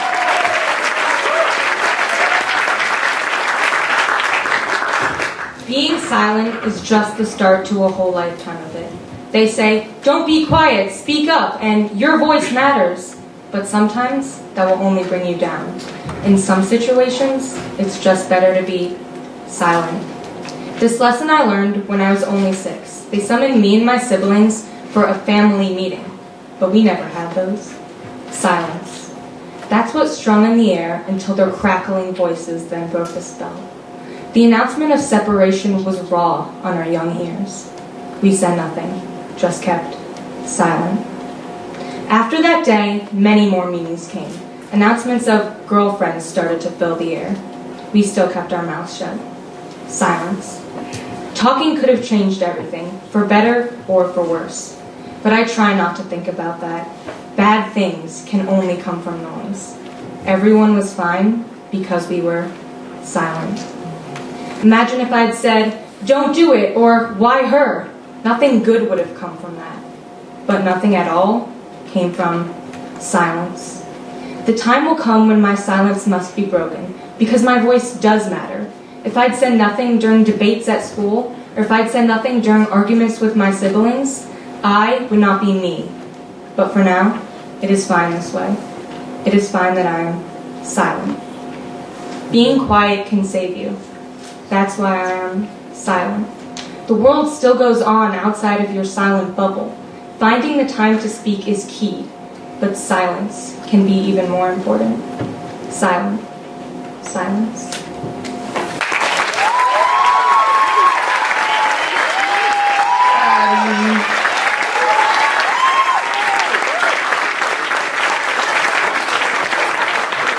A not so silent poem. As you can see, as you can understand now how I had trouble with the poem. I was like, oh, I don't want silence, but you gotta let them be who they're gonna be. And the fact that she was even willing to share the poem, I was like, all right, rock out. And the edit she made was fantastic. One more time for Addie, please.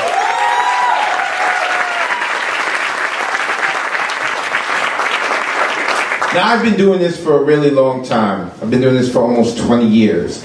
And what I have come to learn intimately is that the greatest writers and performers are those who allow themselves to be the most vulnerable, right? We're not going to give props, or we're not going to clap for someone just because they simply walked across the street, or they raised their hand, or they took a shower. Like, those things aren't brave, right? It's not like, all right, that's great. Maybe when they're really young, you know, because it's the first time they've done that. But like as an adult, you know, who has full use of their body and limbs, you're not going to get, an applause for that. No one's going to read a poem and be like, wow, that was so brave of you to write a poem about that. So those who allow them to be the most vulnerable are the greatest writers and performers. And this next poet who's coming up is very vulnerable in this poem and very courageous and inspiring. And I'm really proud to be able to bring her to the stage. Ladies and gentlemen, please help me welcome to the stage, Leela. Clap for Leela.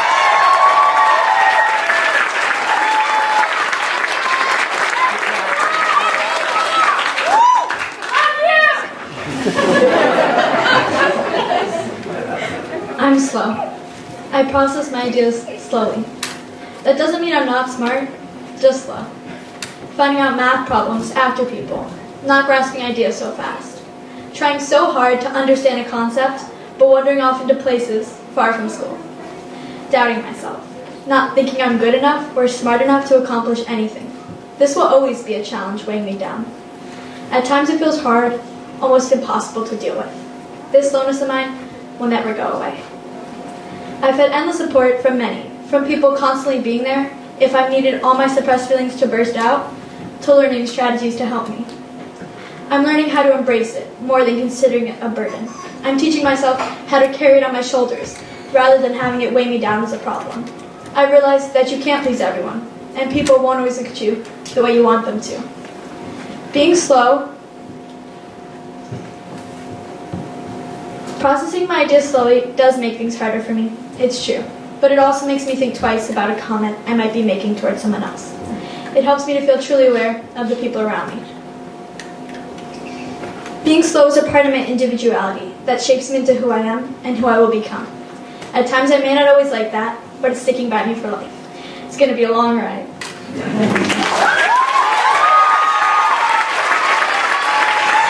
Leela.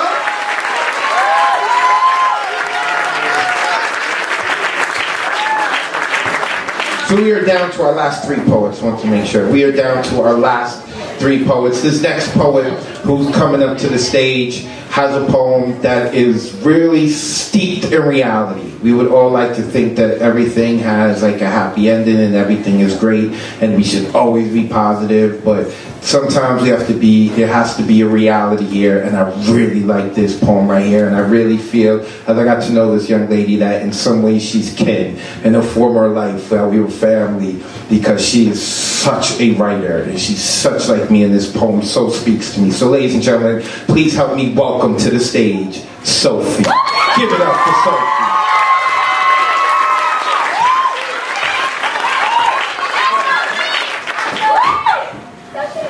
When I was 3, I was happy. Life was carefree with my building blocks and old friends. I loved it.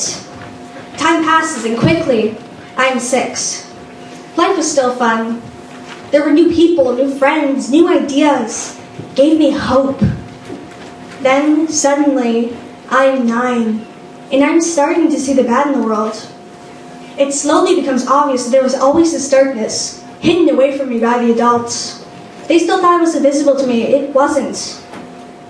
Now, I am 12. The world is dark. There was always another new worry, another sad moment, another demon to haunt my thoughts. It's lonely. The more I think, the more I realize that I am selfish, anxious, forgetful. I am pessimistic, rude, and a liar. It's lonely, frustrating. My own brain traps me in a tangle of thoughts, making things worse and worse, like an endless spiral of worries keeping me up at night. In honesty, the world's messed up, and life will never be easy. There will always be problems. I won't lie to you about that, and I won't be optimistic for a poem, because I understand. I am 12. I see the bad in the world. Some of you might not. Some of you might see bits. And some of you might be like me.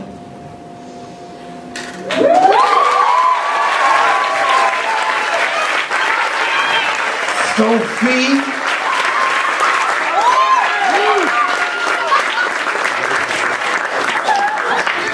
The world may be messed up, but Sophie's hair color is awesome. I like her hair color. Next, coming to the microphone, we're down to our last 2 poets. Next, coming to the microphone, if I ever call anyone a jelly bean, that's one of the best compliments I can give you. A jelly bean is tough and hard on the outside and soft and sweet on the inside. Being born and raised in the Bronx, I like people who like jelly beans. Now I'm about to call a jelly bean to the microphone. Ladies and gentlemen, please help me welcome Millie to the stage. Give it up for Millie.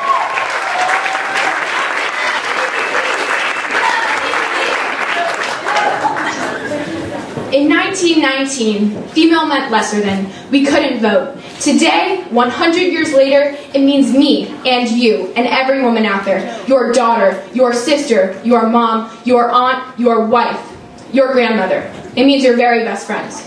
We are capable of everything, defeating everyone. Even the man in this country who wants to give teachers guns, which includes my dad, when he can't even be trusted with a butter knife. We bring life into this world and return to our jobs to teach the youth, to cure incurable diseases, to save lives, to be amazing athletes. Women have been described as pretty since forever, really. The first thing that's mentioned is her blue eyes and flowy blonde hair. But I will always ask, what about the bruises from hours of hard work that some might call ugly or oddly masculine, but I think are beautiful? What about the muscles that make her unbeatable, that make her able to defeat anyone on the field, beat anyone in the pool, defeat everyone on the court, even in a tutu? We have voices, and we will use them. We will march. We will be angry, we will be nasty. And no, it's not our time of the month. We will be heated. But we will not sit in silence while our president separates mother from child. We will be mad. And none of that's ever going to change. Not in 10 years, not in 20, not in 30. We will never stop changing the world.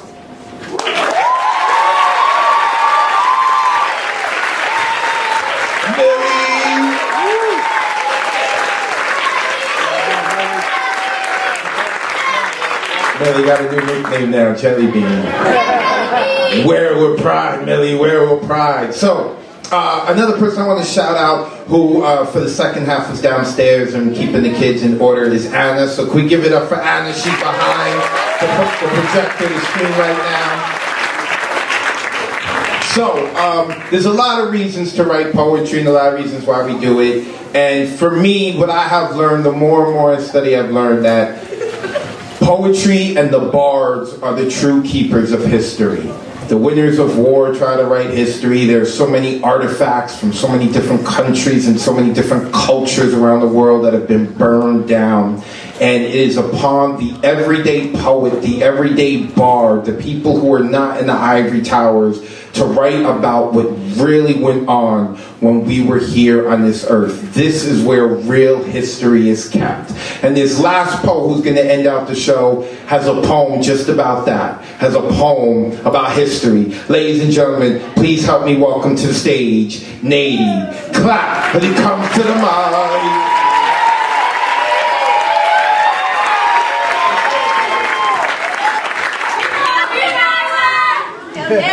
History is patient. History has a tendency to wait an insanely long time. History thinks it's in charge of us, when the truth is, it's the other way around. It is hesitant and willful. When we do something idiotic, history starts watching. When we do something smart, history watches just a bit less. It can't fathom waiting around for humanity to just catch up. Because if it did, history would be out of a job. And we'd have too many. It would follow and pursue the greatest minds around, begging for something to achieve. We're almost there, and history is worried. History is trying to make something happen, but all it's doing is standing idle, scared, while watching its friends, those it holds dearest, die off. The earth is dying off. The truth is dying off. Is history next? Frankly, I don't know. And neither does history.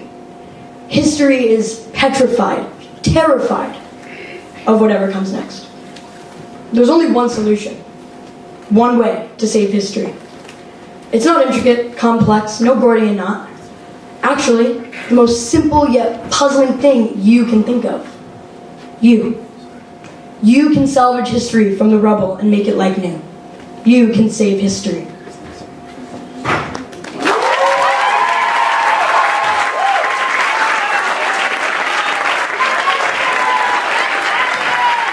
Don't go anywhere, don't go anywhere. At this point, I want to bring everyone down from group 1, from group 2, down to the stage.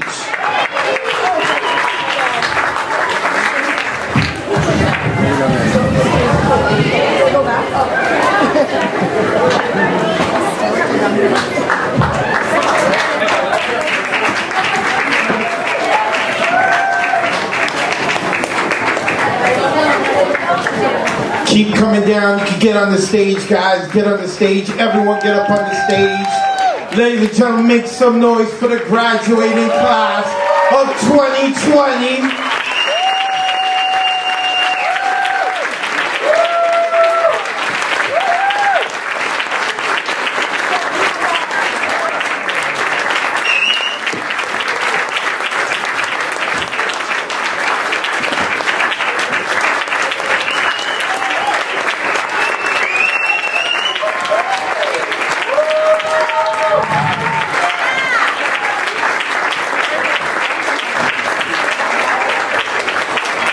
Our superstars of the afternoon.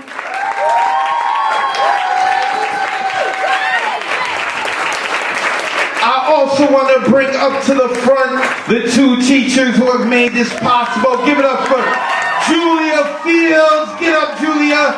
And Margaret Silver, all the way from the back of the DJ booth. Come up, Margaret.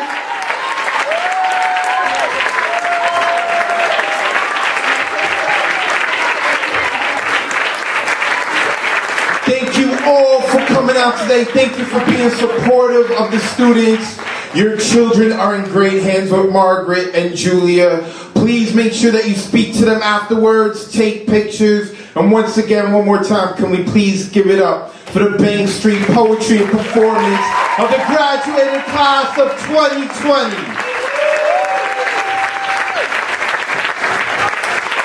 Can we also also thank Advocate, the leading light, and the person who helps make this happen. His insight into your children when he's only known them for a couple of months always shocks us. It's like he can just see something really special in each one of them and really helps them be their best selves. Thank you.